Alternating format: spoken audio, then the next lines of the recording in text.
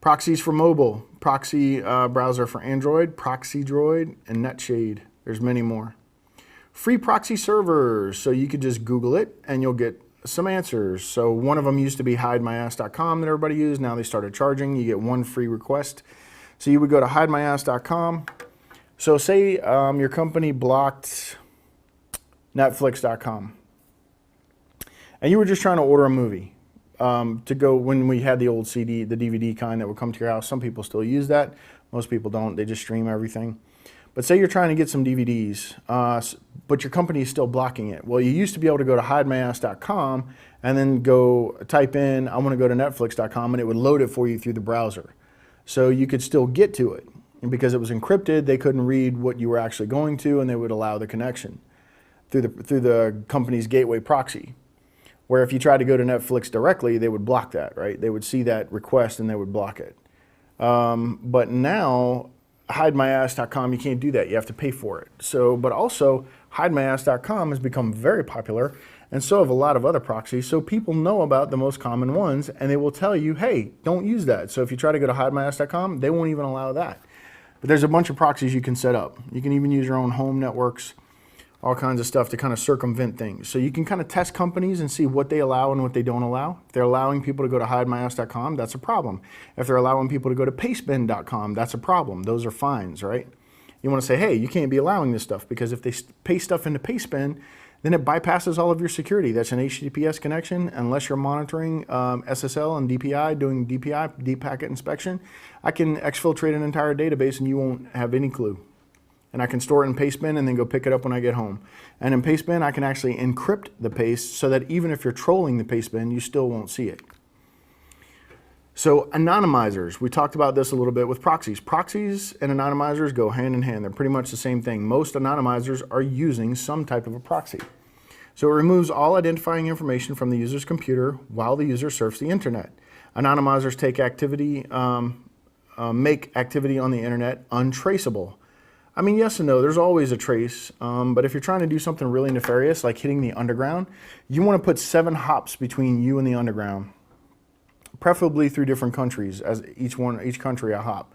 So then you're 7 hops away from the danger. They don't contact you directly unless they're able to infect your machine while you're playing around. So anonymizers allow you to bypass internet sensors. So I love how they spelled censor here. So sensors are going to kind of detect activity, and you can hide from that activity so that you're not being watched. So why use anonymizers and proxies and VPN connections? So that you can have privacy and anonymity. You can protect people from online attacks. It does protect you from an online attack because people can't attack your IP address directly. They can attack your connection. You just kill it and then relaunch another one and you're back if they attacked your connection. But if they attack your home IP, you can never get out again.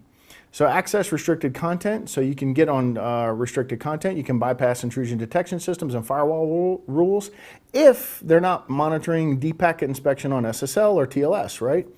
So if they're not cracking that stuff open, then they can't see it. And that's true, because if we encrypt our connection, then they can't read that stuff. And in fact, if you're using a VPN, they can't decrypt that, right?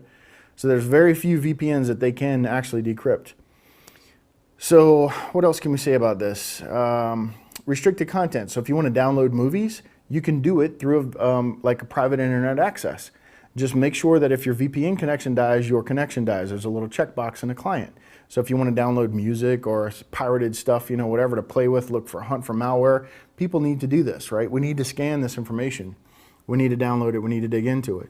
So one of the ways we do that is we use anonymizers and basically VPNs so that we encrypt our stuff right out to the internet. And our ISP, the Comcast, watching and says, well, I don't see anything nefarious there. They're good to go. So they can't see that we're downloading movies, so they don't send us nasty letters and try to break our internet connection. See, these things are also a problem for companies because you can't peer into them when they're created. So if you have these tunnels on your network, you should be investigating those users in other ways. So censorship circumvention tools, Tails. So a tool is called Tails. It's a live operating system that a user can start on any computer from a DVD, USB stick, or SD card. So it's basically an OS on a disk. You just jack it in the machine and reboot it. It'll reboot off the stick, and then you have an operating system that you can completely trash. So it aims at preserving privacy and anonymity and helps to use the internet anonymously and circumvent censorship. It leaves no trace on the computer unless you're using the hard disk, then it will leave a trace. And it uses state-of-the-art cryptographic tools to encrypt files, emails, and instant messaging. Gzapper. So Google sets a cookie on a user system with a unique identifier that enables them to track the user's web activities, such as keywords, habits, search results, websites visited. I mean, they own you. They completely own you, right? So information from Google cookies can be used as evidence in a court of law. Yes, it can be. So you need to make sure that you know how to clean up behind yourself depending on what you're doing. So anonymizers. Let's see if there's any good ones here. Anonymous web surfing tool. I think you'll see a test question on that. Siphon and Proxify. So those top three on the left, you'll see a test question about.